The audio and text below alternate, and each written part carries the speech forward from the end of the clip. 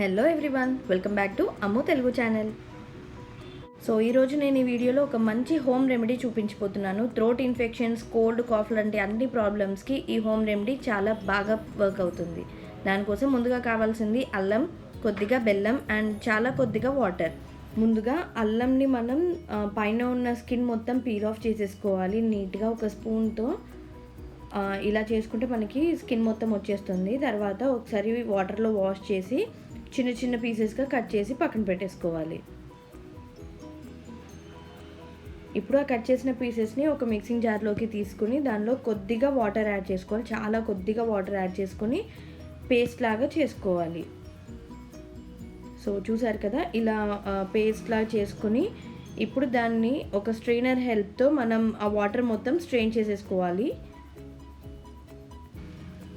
ఇలా మొత్తం స్ట్రెయిన్ చేసుకున్న తర్వాత ఆ వచ్చిన జ్యూస్లోకి మనం ఒక 1/4 స్పూన్ ఆఫ్ బెల్లంని కూడా యాడ్ చేసుకొని బాగా మిక్స్ చేసుకోవాలి, బెల్లం మొత్తం డైల్యూట్ అయిపోయేంత వరకు.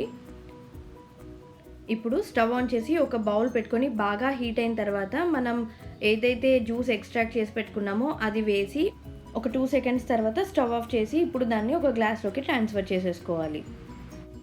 ఈ క్వాంటిటీ ఇద్దరికి కరెక్ట్గా సరిపోతుంది అండ్ దీన్ని ఎంప్టీ స్టమక్తో మాత్రమే తీసుకోవాలి.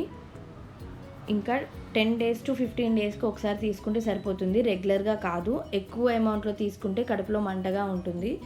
సో నా ఈ హోమ్ రెమెడీ మీ అందరికీ యూస్ఫుల్ అనుకుంటున్నాను. ఒకవేళ నచ్చినట్లయితే లైక్ చేయండి, షేర్ చేయండి అండ్ కమెంట్ చేయండి. నా ఛానల్ని సబ్స్క్రైబ్ చేయడం మర్చిపోవద్దు. Thank you for watching. Bye bye.